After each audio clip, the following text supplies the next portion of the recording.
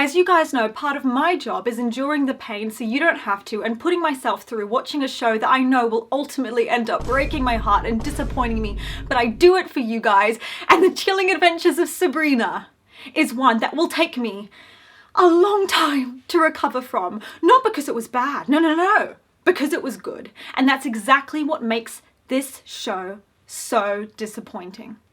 So let's get into it. The Chilling Adventures of Sabrina had everything that is like the recipe for success. A killer cast, a beautiful spooky setting, and even initial ideas to go off because it was based on a comic book. So you would think, okay, cool, you can like draw a lot of ideas from here and do it better, remove the bad parts and keep the good parts. And yet it ended up being one of the most just disappointing shows I've watched in a long time because of the fact that like it nearly had the formula to be like the best show ever, and it kind of messed it up enough that I can't say that. And that's what disappoints me, because I was rooting for it like the whole time, but there's so many things about this show that kind of let you down and almost make you feel a bit embarrassed to say that you like it or you love it, or to say, yeah, it's my favorite show, you know, because you feel a bit awkward. You're like, oh, will people think I'm weird for liking it, or will they judge me because it's got ABC wrong with it? And that's exactly what I'm going to get into today. So for those of you that don't know, Chilling Adventures of Sabrina is a supernatural horror television series. The show is developed by Roberto Aguirre Sacasa for Netflix, based on the Archie comic book series of the same name. And it ran from October 2018 to December 2020 for 2 seasons, which was split into kind of 4 parts. So I thought of it as 4 seasons, but apparently it's like 2 seasons.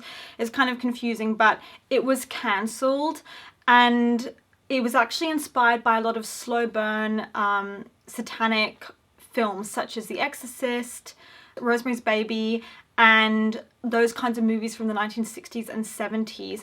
And that kind of stuff is my jam. I really love that stuff, even though I'm terrified of it. And that's exactly why this concept excited me, because I'd seen a lot of stuff like Charmed that's more on kind of the fun, easy watch side, but something like darker and grittier was exactly what I was kind of in the mood for. And as a result, it's something that really captivates your attention because of those spooky vibes. And that's another reason why I wanted to cover this show now, is because we've got Halloween coming up, and this is my favorite spooky season ever, and I just wanted to really dive into something that I knew you guys would love to hear me talk about. Something spooky, something aesthetically just perfect that you can just, you know, you can curl up and watch it with the rain outside and just feel like all cozy, and I love it. That's why I enjoyed watching this. Before delving into why the show really ended prematurely, I really want to explain kind of what it's about. So it follows Sabrina Spellman, who's a 15-year-old half witch, half mortal living in Greendale, and on her 16th birthday she has to make this big decision, which is that she must sign her name to become fully like a witch and go to this magical school, or to be mortal. And then she finds out later that it was never actually a choice to begin with, that she always kind of had to go down this almost fated path that was planned out for her without her permission. And so she is really fighting this and wants to have her own say, because she feels very connected to both parts of her identity, the mortal side and the witch side, and she doesn't feel that it's fair to choose when she is connected to both parts. So it is an amazing concept. It was like dark and gritty, but then with this kind of mysterious part, but then also like the fun human part of her feeling connected to like her human side.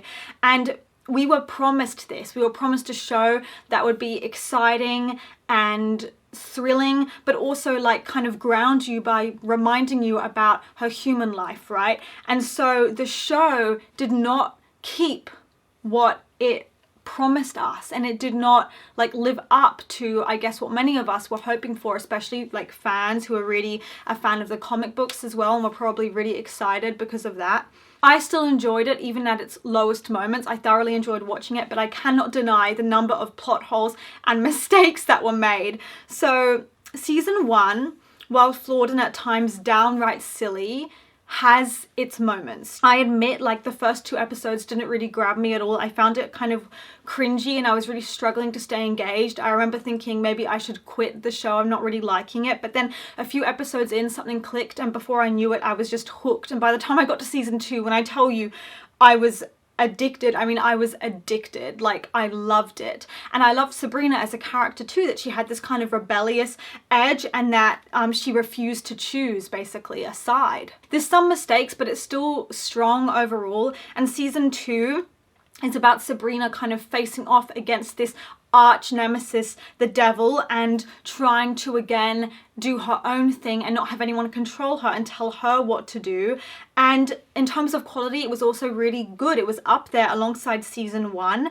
And there's still like a lot of plot conveniences and kind of plot things that don't really, like, that are very random in terms of the lore, like they're making it up as they go along, or it's a bit cheap, maybe some cheap twists, but you're still very much dedicated, right? You're invested, so it doesn't matter. And that's the point, is that those seasons 1 and 2 had those campy elements, but that's the point. Like, we love the witches and the magic and the occult, and there's this very fine line that was kind of maintained between it just being a bit dumb and ridiculous, but then still being like enjoyable, and us kind of knowing that they're self-aware, we're in on the joke, and so it's not taking itself too seriously.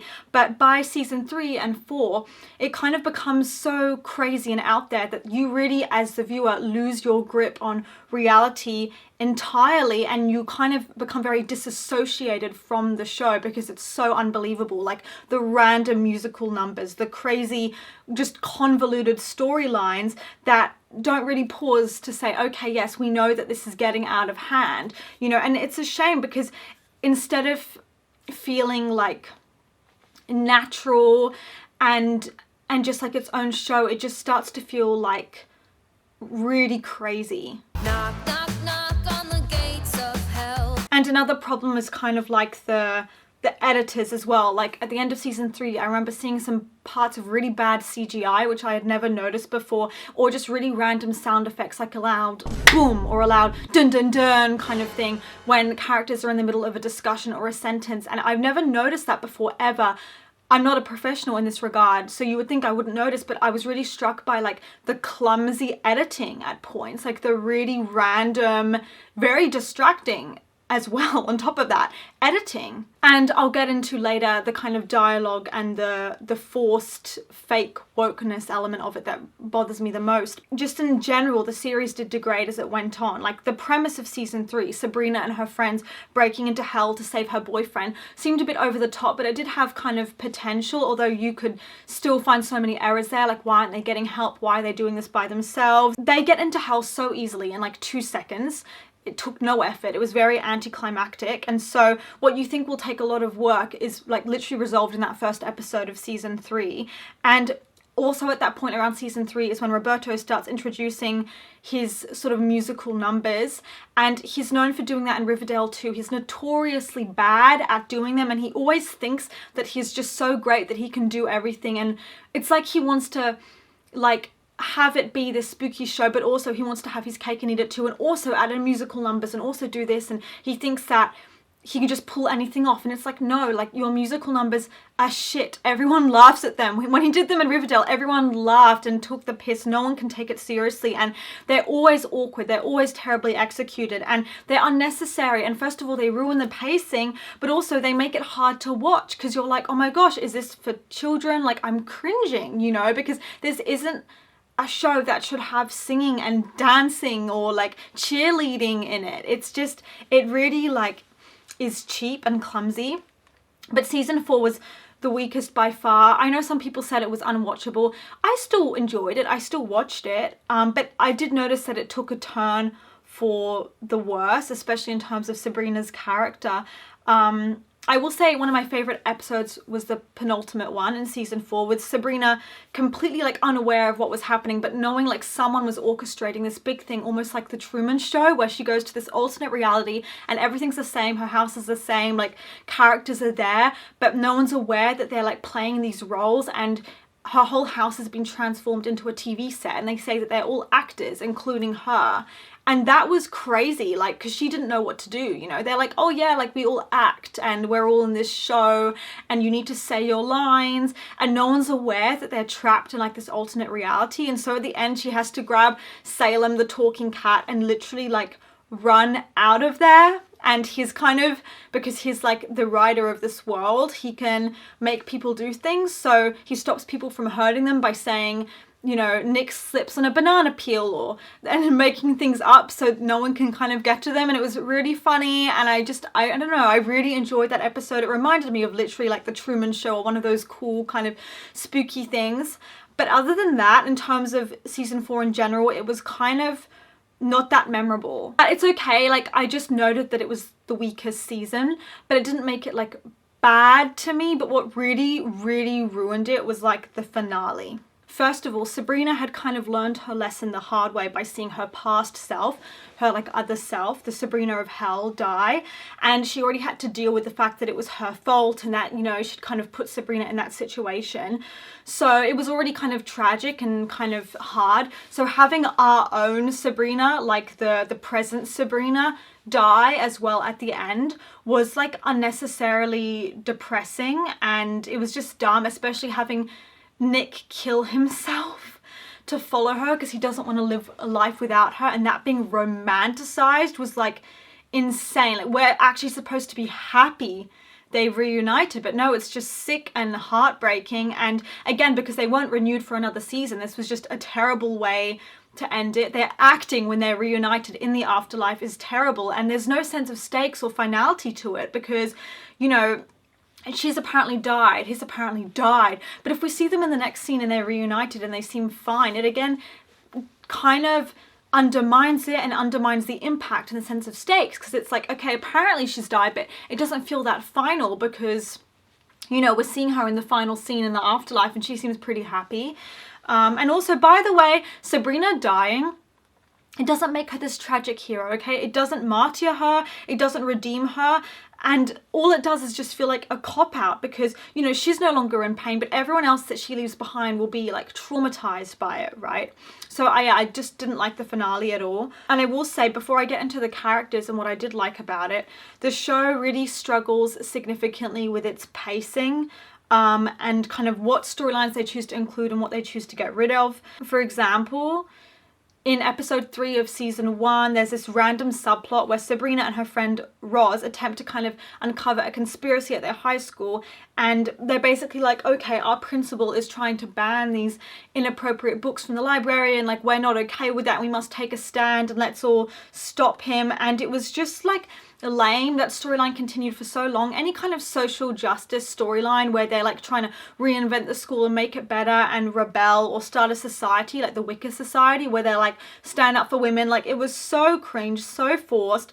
And there's so much emphasis, especially in season 1, placed on Sabrina's mortal friends and their little problems, which no one cares about. And it's frankly like boring. What they get up to in the mortal world is just not interesting, and yet so much attention is given to those scenes. And another glaring issue is like the show's inconsistent rules. It feels like they're just making it up on the fly, and the show itself doesn't seem fully clear on its own mythology and what's allowed and kind of where the line is. For example, in season 2, we get what should be like a really impressive reveal, which is that Sabrina is supposedly the human incarnation of the Devil's Sword, which explains why like Lucifer is so obsessed with like having her be on his side and use her powers. But then that's kind of dropped and not made into a big deal. And Sabrina is constantly put into these different roles of like power. Like first she's a really powerful witch, then she's the Devil's Sword, and then we find out that she's actually the Devil's daughter, like that he's her dad. And then we find out that she's like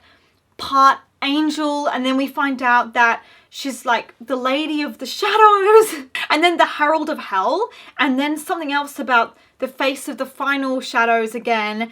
And then at the end, she kind of sucks part of the void into her body by mistake. So it's like she herself is becoming the void.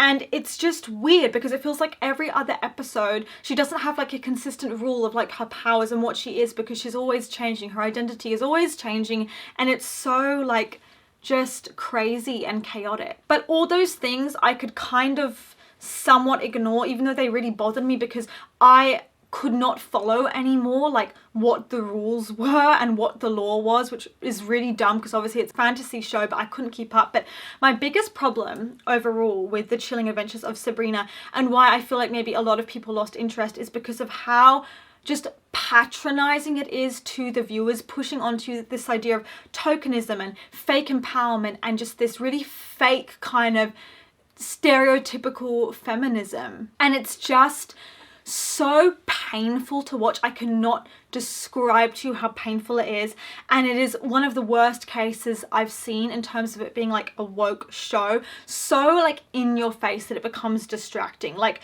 take the subplots in season 1 for example, with the whole Wicca society at school where they're all campaigning for sex ed and fighting against misogyny, and of course these are important topics, but that's the point. They're so important that it's like the show's trying to have this universal appeal by making it really unsubtle, and so it's hard to take seriously. And what frustrates me the most is how there's so much feminism, but it's like, Roberto, like, you don't understand feminism, you just don't. And I think it's better to not speak on things you blatantly don't understand, because the show is like equating feminism with arrogant, super arrogant and toxic or nasty, selfish or abusive behavior. And it thinks that being a powerful feminist woman is neglecting other people's needs, just caring about power and being rude, which like is not it. And it's a shame because for me, feminism is about like dismantling abusive power structures and situations where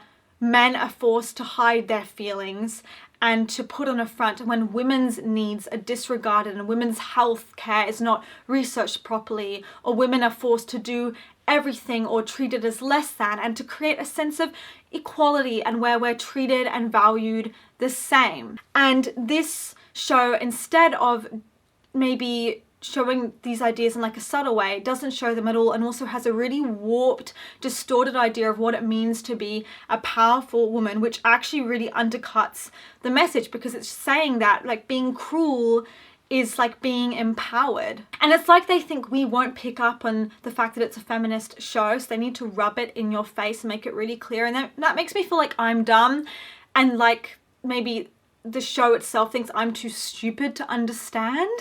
And it's just that really overused narrative that feminism equals man-hating, which I'm just so sick of. Like maybe some toxic feminism is like that, or some really like negative forms of feminism. But no, a lot of women who say they're feminists don't mean it in a way of we actually hate men and we think, you know, women should never get married and never have a boyfriend. Like no, like, and it's just, it really seems like it's going down that route. And Roberto's version of a strong female character is someone like, I guess, Sabrina, or like, I don't know, maybe Prudence, who's just constantly like complaining about men and how they're the worst, and kind of using really big terms like dismantle the patriarchy and toxic masculinity, totalitarian misogynist leader, like these kind of very big terms without really like understanding them, or like it's just the words are being used but there's no deeper meaning to their motivations, right? And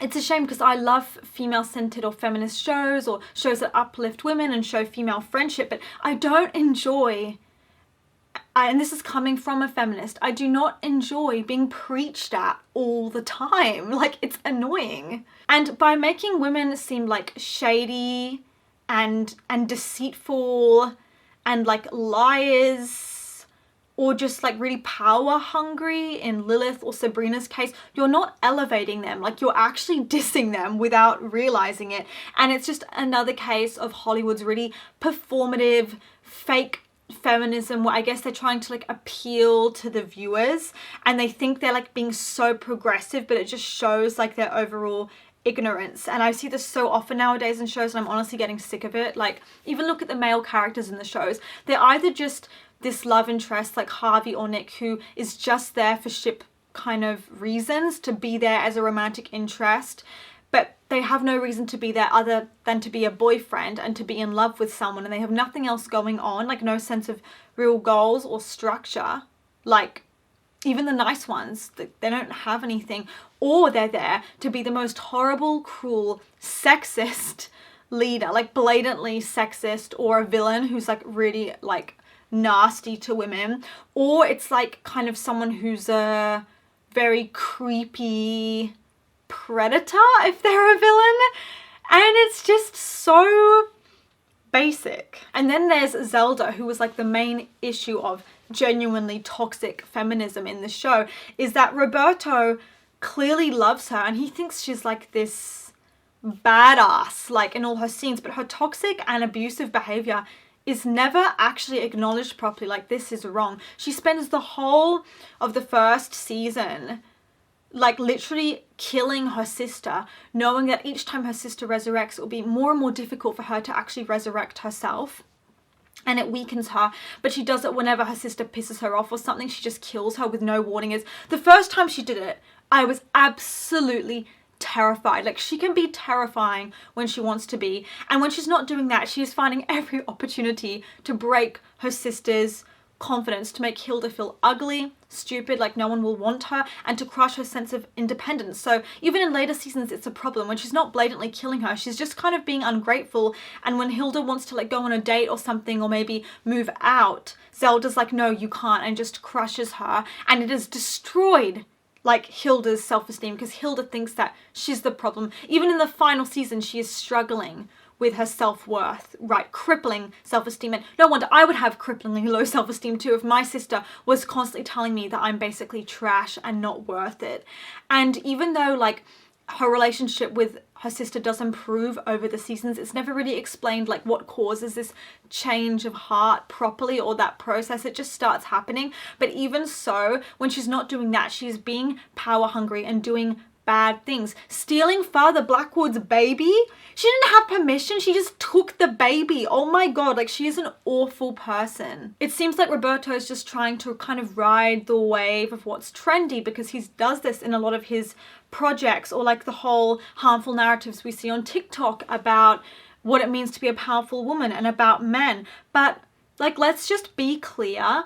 No one should be praised for this stuff just because they're a woman. Like, I dislike Zelda's behavior strongly, and of course the actress who plays her is amazing, but it doesn't save from the fact that like there's no excuse for her behavior. And this is her own family, and what she did to Sabrina was really messed up in season 1, and it was a betrayal of Sabrina's trust. And yeah, she's just not a good person. She's a lot better by season 4. Her behavior is a lot more toned down, 100%. But still, like, you need to explain why. And Roberto's writing, it's so all over the place. I don't even know what he's trying to say. Like, he tries to create these really strong women, but then he can't leave Sabrina without a love interest, or being completely devastated and moping around that she's single for like 3 episodes. And so it's like, what are you really trying to say then? Let's not forget how when Sabrina doesn't think that she'll win, or she doesn't think her friend will win a basketball competition, she cheats. She cheats for herself, or she cheats for them. And it sends a message that actually like maybe women aren't that capable on their own, so they have to kind of resort to deceitful methods. When they're not like having her do that, they're having Sabrina herself be the most deluded, arrogant person who literally thinks that she can do whatever she wants, and that she won't die, that she can have it all, that she can do it all. And her family's like panicking, like Ambrose, who is so good to her, and he's like, you know, Sabrina, I think this is a really bad idea, we need to be careful. And she's like, whatever, Ambrose, like, I have no regrets.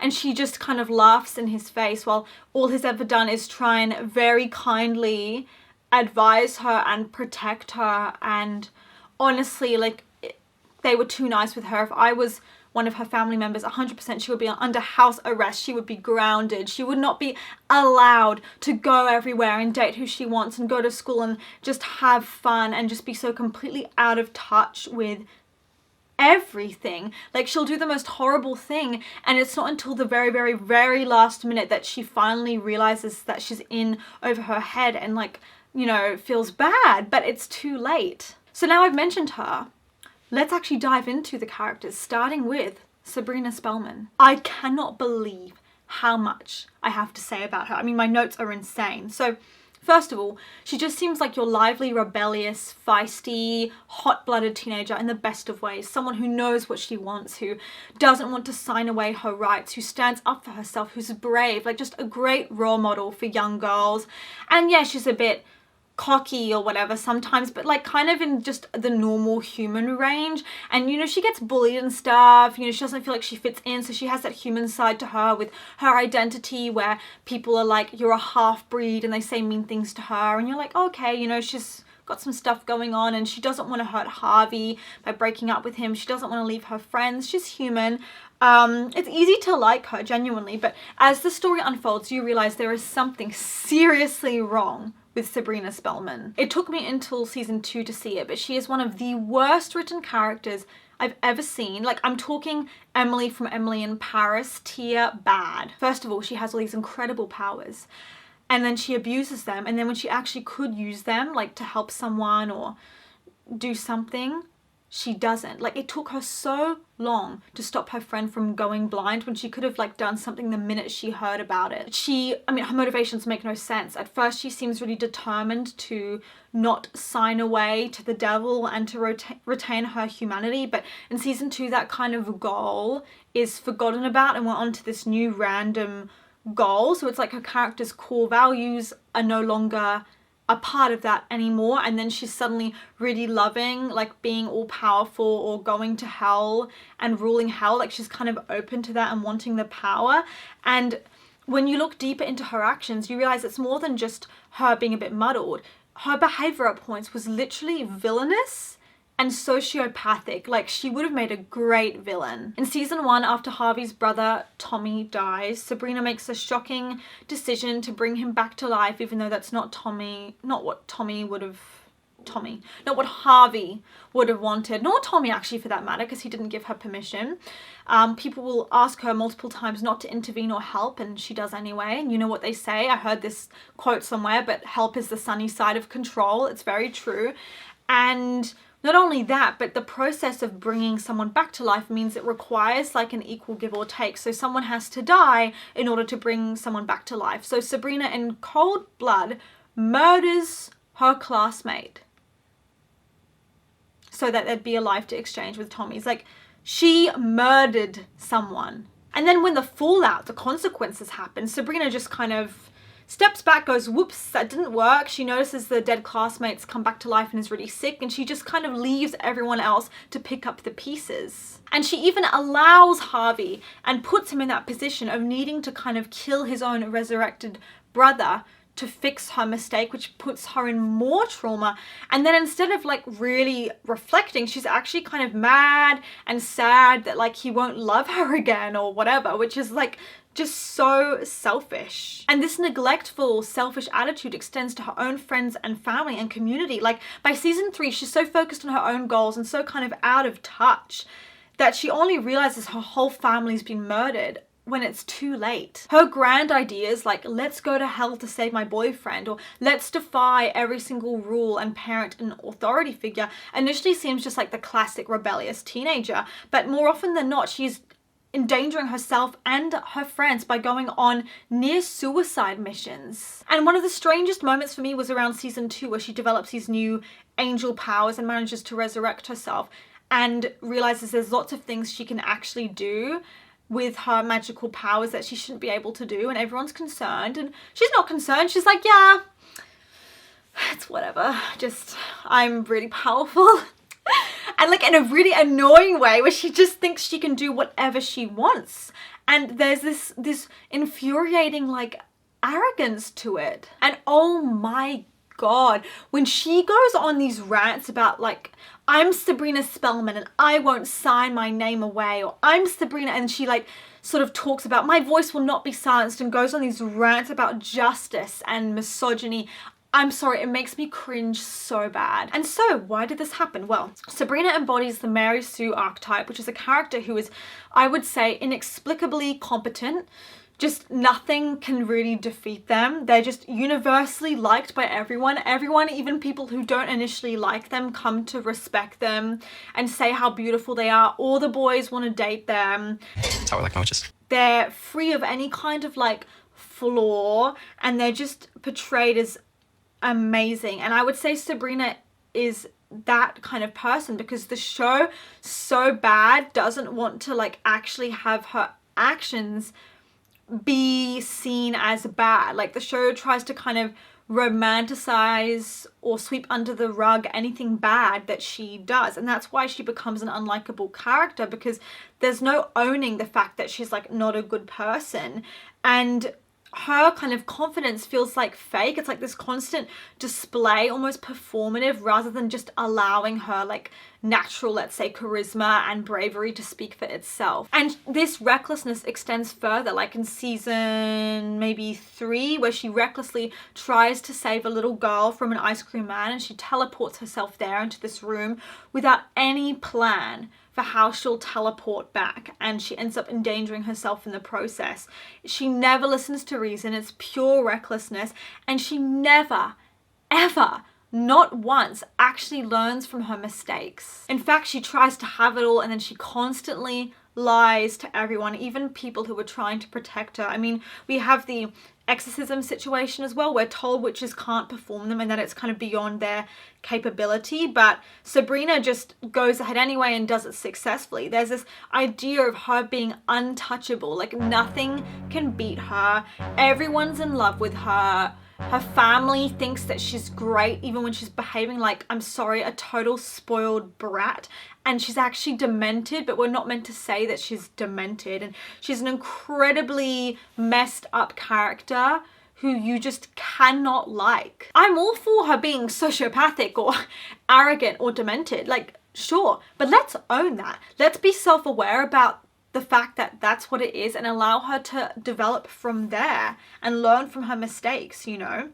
And another thing is that she is often like, for example, she doesn't know about how stuff works. Like in season 1, she learns about the Feast of Feasts, and it's like a witch tradition that serves as their version of Thanksgiving. And every year, a female member from every family in the Church of Night enters a lottery, and the chosen queen is sacrificed and eaten as the main course. It's satanic and disgusting, because sometimes like it's a teenager offering herself up excitedly, and you know, you're not meant to see that as a bad thing. They're all excited to be sacrificed. They see it as a great honor, and it's this disgusting ritual.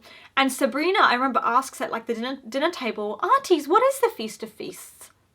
And I remember thinking, haven't you lived with them your whole life? And you know they're witches. And this happens every year, like Thanksgiving. How could you not know? But sometimes they just portray her as absolutely clueless about things in order for Ambrose to kind of fill her in for the purpose of exposition. And so she doesn't have knowledge. And there's so many times where Ambrose is there like explaining things to her, and it really stands out because it's not just like a one-off thing. This happens like all the time. So that's Sabrina for you. I think that the actress who plays her was outstanding and did her absolute best with a character that is really, really hard to work with. But I don't think that even her skills could kind of hide the fact that it's a really badly written character. After a while, like the cracks really started to show. And the next character, Ambrose. I love him. He is really up there with like Lilith for me and Hilda. Like he's an amazing character. And I was devastated to learn that Chance Perdomo, who played Ambrose, tragically passed away at a motorcycle accident a few months ago.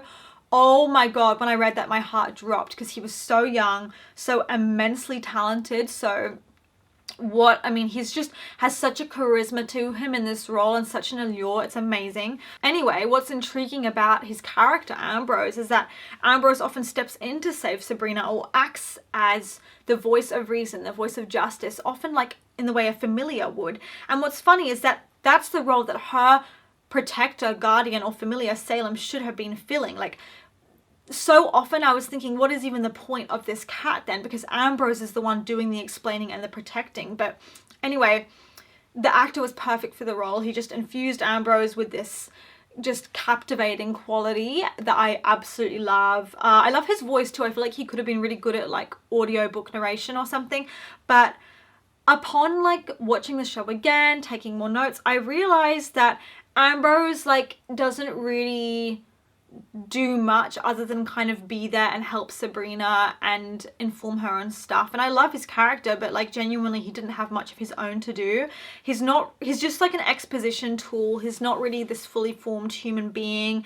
Sabrina asks him questions, he answers them.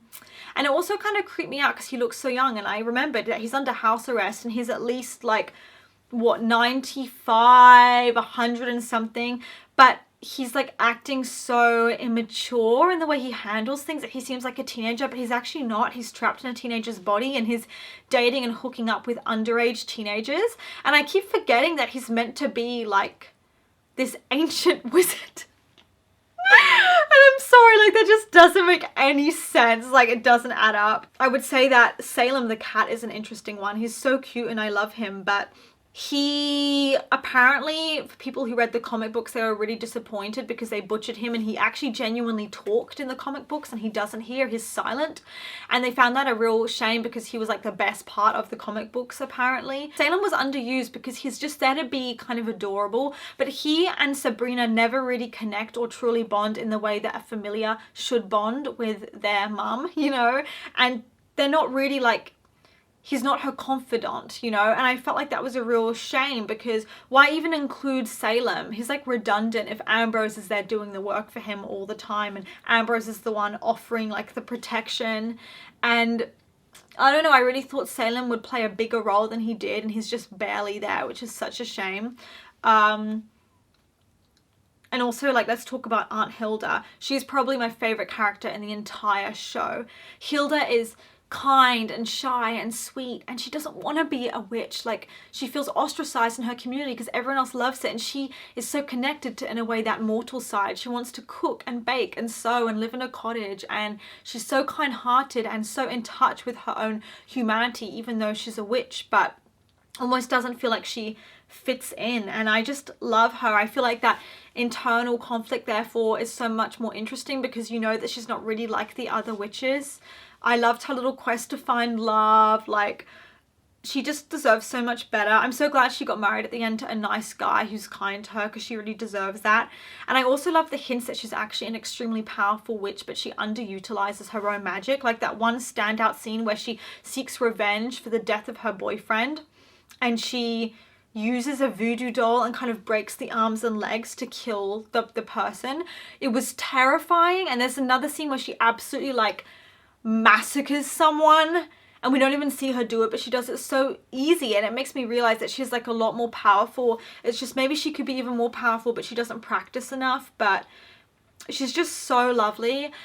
I was a bit thrown at the beginning actually because I thought that her and Zelda were married because Sabrina kept calling them aunties, so I thought they were a couple, and it took me like 3 episodes, I'm not even joking, to realize that they were sisters and that they weren't married.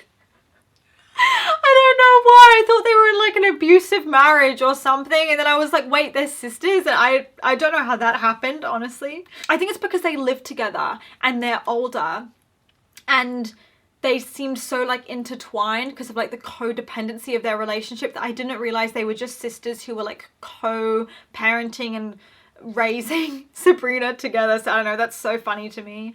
As for Zelda, I liked her, but she is a highly flawed character, and her kind of desire to get close to the high priest and have his approval put everyone in so much danger. Like when she wanted to marry him, for example, and everyone had really concerning signs as to why that may not have been a good idea, and she went ahead and did that anyway, even though people like Sabrina had a really bad omen about it.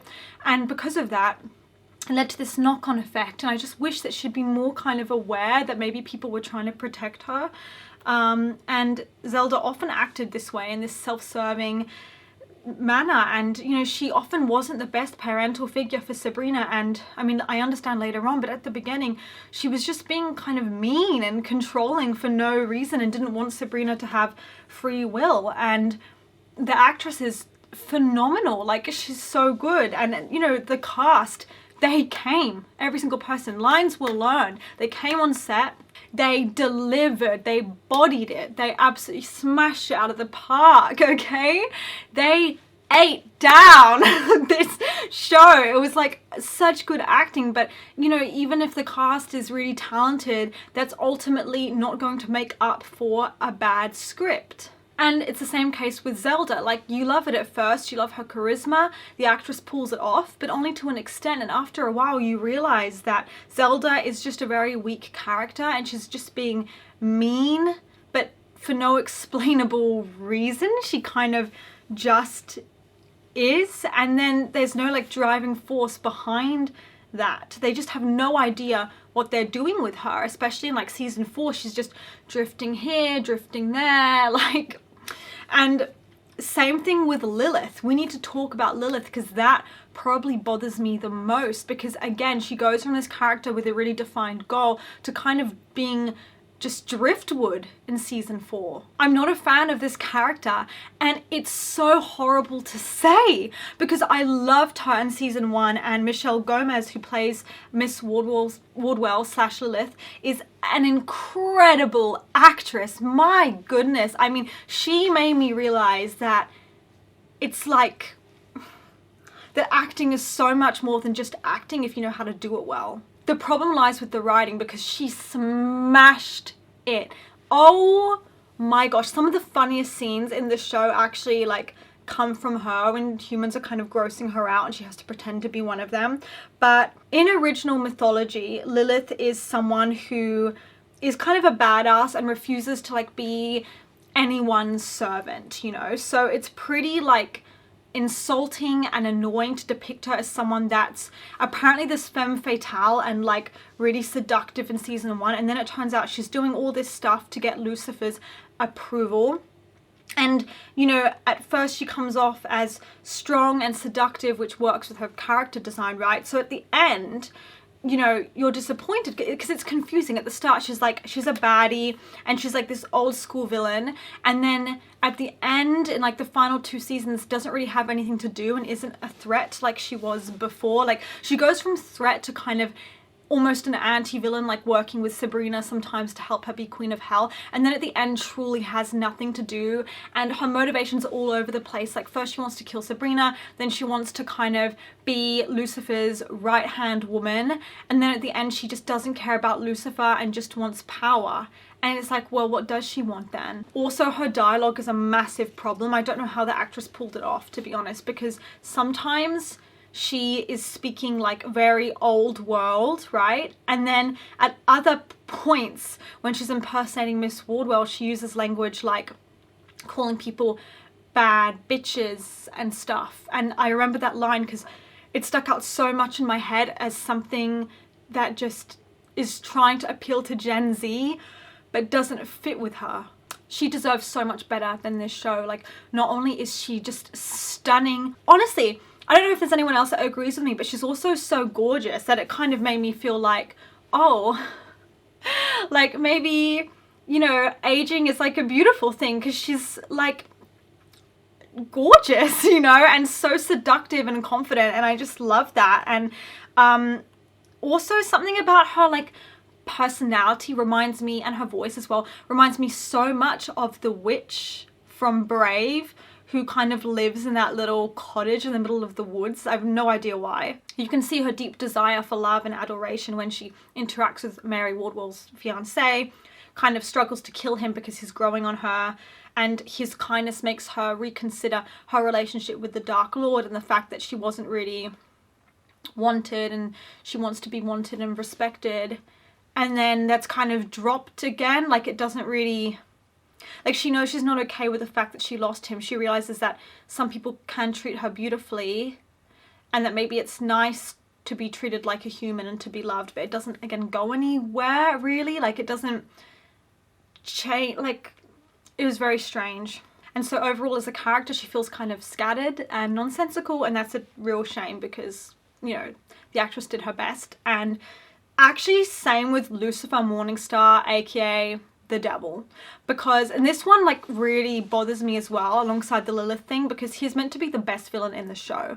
His introduction was badass. His build up and lead up was badass. And I feel like it's always the unknown anticipation that's the best part, and then they always find a way to kind of not have it be that good once you actually meet the person, because it was so effective at the start. It's like everyone's scared of him, everyone's praying to him and worshipping him. He appears sort of in the background of scenes, or you see that he's like this terrifying goat man, and it's so creepy, and he rarely appears on screen. He's just observing the events without actually taking action. It's very unsettling, and you're thinking, wow, okay, this will be like a really good villain. You know, he's like obsessed with Sabrina and he wants her for something, right? And that he's got like a plan. You know that Sabrina's parents didn't die by accident, and it's all linked to something. Like he has a plan in mind to use her. Maybe he killed them. But then that's never really explained properly. And then at the end of season 2, when he finally reveals his true body as Lucifer Morningstar in his human form, he becomes the most kind of basic and underutilized and unscary character in the series. It really felt like they tried to choose someone who had sex appeal rather than an actor who genuinely like terrify us, because the minute he's out of his goat form and we see like the soul underneath, it's like, oh, is that it? Nor does he really like for someone that's apparently such a power source, he's surprisingly easy to get rid of and kill as well. He's boring. He's not like interesting, which is a weird thing to say about such a powerful character that you could do anything with. It's pretty much impossible to make them boring, but they do succeed, and a lot of his plans don't really work. Like he's very easily fooled. He's not one step ahead at all. And even the fact that like those like Sabrina's friends, they were looking at these little pieces of paper, and using their readings they managed to kind of block the opening of hell on their own to stop the bad guys coming out themselves. They don't even have magical powers, and they managed to help foil his plan. The fact that they had that whole ball and whatever, and Sabrina like pretended to want to like work for him and be on his side, and then like betrayed him, and he genuinely didn't see it coming. It was just like lame. The fact that he turns his back on Lilith in season 4 and she stabs him and he didn't see that coming.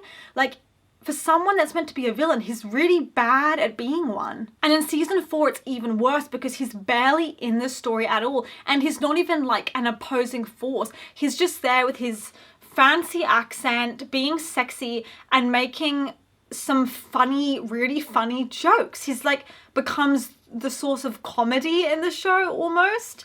How can you make someone that was initially so important a mere background character who is just funny? Now we've got Sabrina's friends, and this one really bothers me because to me they really drag the series down. But Sabrina's friends like Harvey and Roz and Theo. Theo's the best one, but all three of them are still very weak characters, especially like Roz. So in terms of Harvey, he's meant to be the normal grounding force of like the good, sweet guys. He's not meant to be that complicated, but the actor's not that great. And also the writers never really give him like a chance to do anything. Like at the beginning, there's a strong hint that he's a witch hunter and he's like a descendant of them. And so maybe he'll like become one of them eventually and maybe like do something with that, but nothing comes of it. And I was also really shocked that he didn't end up with Sabrina, because I thought their connection at the beginning was so important, because it showed that she was still in touch with her human side, and that's why she loved him. But when she kind of loses interest in him and starts dating other magical beings, it really emphasized that she's no longer a part of that world. And same with like Roz, again, she doesn't do much. She finds out right at the end that she is actually a kind of witch and a seer, and nothing's actually done with that, where it's like she really develops or gets into learning more about those powers. And I really disengaged when Harvey and Roz started dating, and I found out later it's because the actors were dating in real life, and I hate it when shows do that.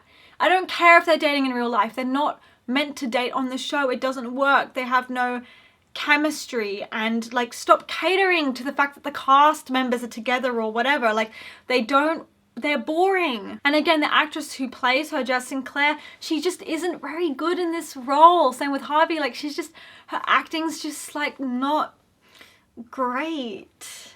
And same with Theo, like what's the point of him? For tokenism? It feels a bit like that. Like what?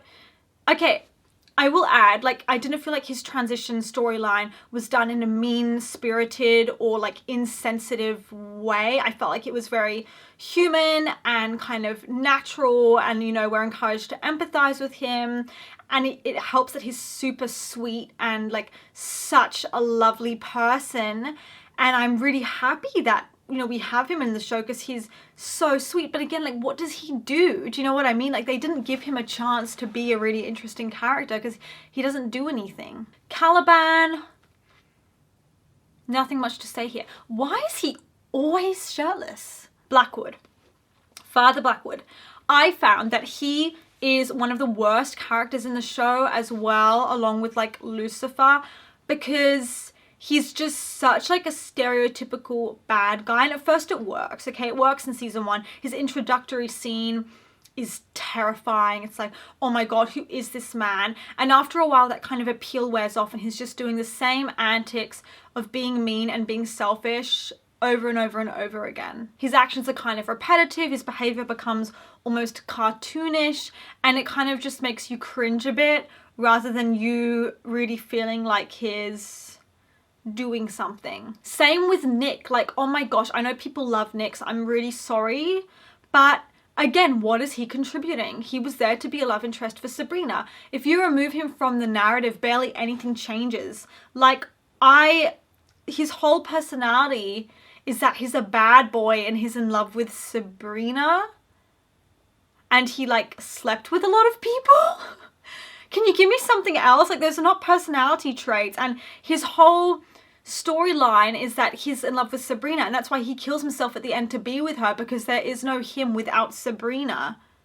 Like, what is that? The only standout moment that he really gets is when he realizes that sacrificing himself for Sabrina and ending up in hell was like a mistake, right? Okay, so we get this kind of breakup scene where he's really angry, and that's the only scene where you get to see that the actor can actually act, where he's allowed to express some deeper emotion, is when he's furious at Sabrina for basically allowing him to entrap himself for her, and that she wasn't worth it, and that she doesn't understand like the trauma that he went through. And in that scene he really shone, but that's about it. Other than that, he only exists to like be her love interest, and even then, like, I feel like they did not utilize him enough. Like in season 3, he really stopped working as a character. He was cute before then, but then they lost him along the way because he like underplayed his trauma to Sabrina, pretending he was fine when he clearly wasn't. And then he went and like cheated on her, kind of craving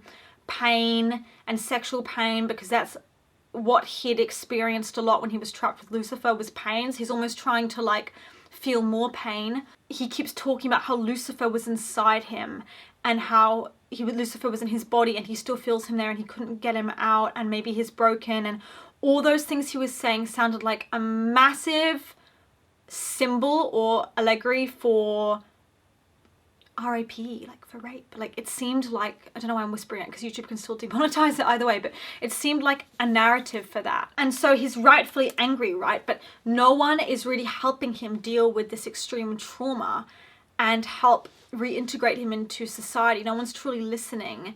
And Sabrina's just being selfish, like, okay, like, everything's fine, we saved you, everything can go back to normal now, not understanding that maybe things can't go back to normal because he's traumatized. And what I didn't like is that he felt pressured to be happy. He yelled to Sabrina in her face about how, like, he's not happy, and the narrative somehow manages to spin it so, like, he's the bad guy, like, he cheated on her. He's being mean to her. He is being mean. Like, he yells at her. He's kind of lying, saying he's fine when he's not. And it kind of almost positions you to feel bad for Sabrina because, like, he's just being too aggressive, and they end up breaking up because, like, he hurts her feelings. And later on he has to kind of come back and apologize and say, like, I'm sorry, like, I said some mean things to you and, like, they weren't true and you didn't deserve that. Positioning us to, like, feel bad for Sabrina instead of him, and that just like did not sit right with me, that they found that like opportunity to kind of villainize him, because like already I feel like when men experience any kind of abuse or trauma, it's not really acknowledged properly. And it was the same case with Nick. Like, rather than it being acknowledged properly, it was just turned into rage and him being aggressive towards her. Instead of really taking him seriously and being like, yes, what he went through was serious, the writers are now turning him into like the douchey boyfriend, basically, who just can't be loyal and is a sex addict. And it's like, no. And then we end his arc with his choice to unalive himself so he can join his girlfriend in the afterlife. Like, what a terrible way to round off this series. How awful. Okay, now let's talk about the Weird Sisters. These guys are kind of like the magical version of Sabrina's friends, Sabrina's mortal friends. Like, they're so boring, they don't really do anything. Prudence is obviously the best one because she doesn't just copy everyone else's lines, and she does her own thing and has her own like psychology and her own like mindset. But she's often just like mean for no reason, or just like violent and angry, and has this whole arc of, I want to kill Father Blackwood, I want to get revenge, and she isn't really like developed beyond that. And same with Agatha and Dorcas, like they're literally just background characters. So what do I think of the show overall? They really missed the mark here. I mean, everyone was so excited for a more adult series that would take us as the audience seriously, something that would actually be a horror show and be dark. And Netflix released a very creepy teaser. It's based on a very creepy story, and I just don't understand why they didn't just commit to it being dark, because tonally this show is like way off, and that's maybe the biggest issue. Like, I remember, for instance, I did a creative writing essay thing for my course, and it was a piece that I wrote which started off in this investigative journalism spooky thing, and then throughout my own voice was kind of lost, and it started to feel like a sort of a thriller fiction, and it lost my voice. And the person who marked it basically said, this is great, but like it's tonally off. And that was the first time I really understood how much it messes up a piece. And Sabrina, it reminds me so much of that, because it's like they have a tone, they've established that it's going to be creepy, and the audience comes in expecting that, and then you kind of confuse the audience by adding in musical numbers. I don't understand why it was so hard to just stick to what works. Like, why does it need to be everything? Why does it need to be a romance and a musical? Like, why can't you just let it be a dark show? Keep in mind, those Archie comics that they're based on were both created by Roberto. So that's a massive warning sign. For me, the first warning sign, which is why I knew this show would be disappointing in some way, is that I knew coming into it that Roberto had also created Riverdale, and I despise Riverdale with a passion. So I was like, that's why I never made a video on it. I was like, if he worked on Riverdale and there's got to be something wrong with this at some point. Like, there's no way. Like, if it's the same guy, there's got to be something wrong with it. But the crazy thing is, he created the comics as well that this is based on, which meant that he didn't follow his own comics. He messed up his own story. Like, it's not like he was adapting someone else's work that he didn't really understand. He messed up adapting his own work.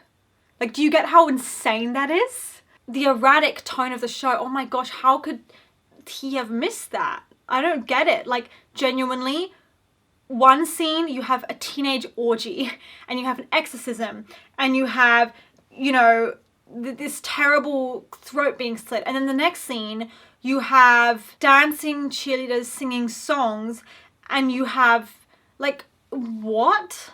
And then you have moments where it feels like it's aimed at maybe 5-year-olds or 7-year-olds in terms of the dialogue, where it's like childish and lame and spelt out for you. But then it's like, who is this show aimed at then? I don't get it. Is it teenagers or is it children? Because it's way too gory and way too sexual to be anything that's appropriate for children. So whilst the show has its problems, I found myself mostly drawn to the stunning aesthetics and the kind of music and the quintessential Halloween atmosphere. And I love the opening line where it states that Greendale is one of those towns that feels like Halloween every day. I'm really glad I enjoyed it, because it was like the perfect thing to watch and enjoy for Halloween. But yeah, they really needed to have fixed who the target audience is and the tone.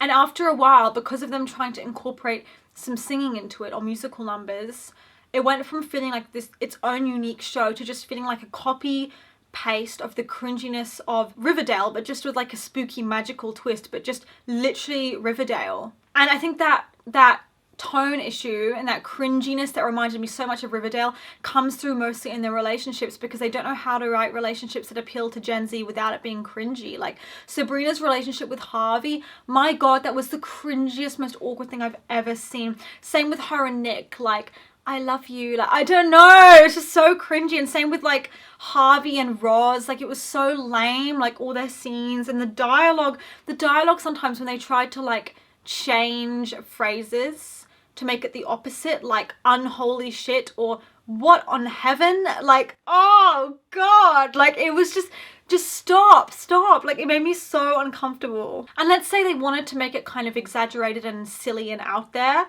they didn't need to take it so far by including musical numbers. Like they could have had it be fun and campy and still good. A perfect example is like Crazy Ex-Girlfriend, or The Woman Across the Street from the Girl in the Window, or Desperate Housewives, or Insatiable. All those shows kind of have that kind of ridiculous, crazy thing, but in a very self-aware way where they don't like take it too far, you know? And that's why they're such good shows. So I don't think this show quite understood where that line was between like being serious and being self-aware and then being like fun but also not too childish, you know, and it couldn't really balance that tone, which makes it not very cohesive to watch. But I still thoroughly enjoyed it, to be honest. I had a whale of a time watching this. I'm still really glad I watched it. It was a lot of fun. And when it ended, I'm not gonna lie, I was sad. I was like, oh, it's the end? Like, I enjoyed that. It was like the perfect spooky season viewing for me. But I really think that someone like Roberto needs to kind of take a look at what it is that people aren't resonating with and fix it for future projects, because this show was cancelled, which says a lot about how people felt about it, that they didn't want to watch anymore. And he also did Katie Keene in his like creative universe, which also got cancelled after one season, and nobody was interested in that show, which I know was devastating for Lucy Hale because she was really passionate about that project. So why? And then he worked on Riverdale, which was the one success, but then like, why did those two fail? Like, something's gone wrong, you know, people aren't liking it. Why are they not liking it? That means that you're doing something wrong, you know. So let me know what you think in the comments. Happy spooky season, and I will see you for the next one.